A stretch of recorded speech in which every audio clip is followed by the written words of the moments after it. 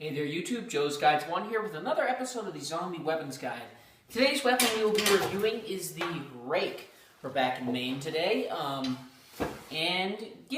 Rake, some pros and some cons.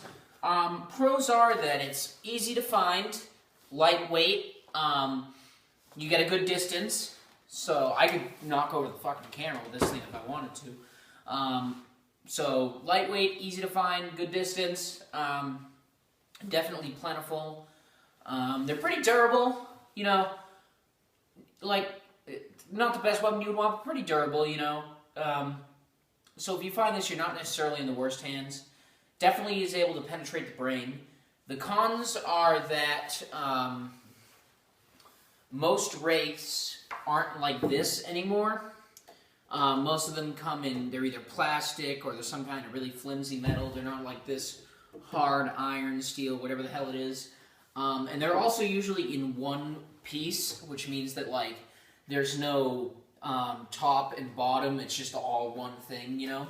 Which I guess could be kind of a good thing, but when you're going for a weapon, you want one that's like this, because it's got these sharp prongs. They really don't have any edge to them. When you bring them down with force, they do penetrate the brain. And the heavier this is, the better. A lot of rakes now, they're hollow on the inside. It's like carbon fiber or fiberglass, something like that, I don't know. They're hollow on the inside, which really reduces the, you know, the heaviness and the strength and the durability of it, which is a bad thing, because that's pretty much the norm when it comes to rakes nowadays.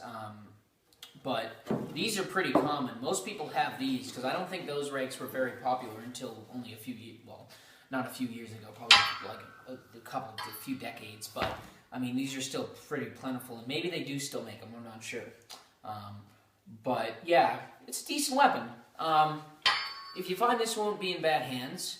The bad thing is that the rake gets stuck in the skull. It's definitely going to get stuck in the skull, and like, I just did the test.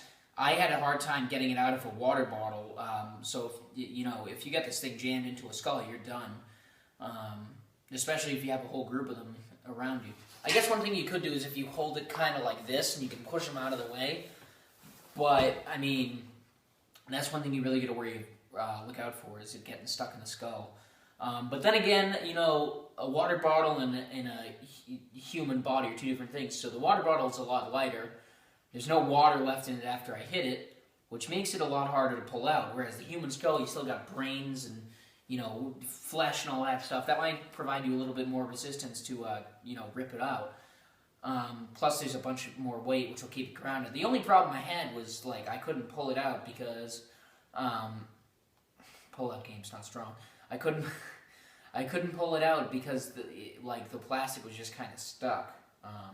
And the rake went right through. Which you're not going to have that problem with a human head. The rake's definitely not going to go right through.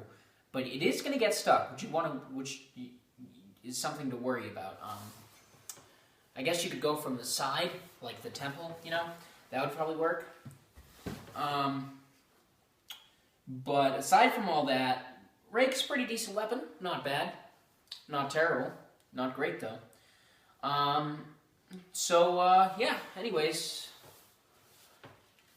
let's get some tests.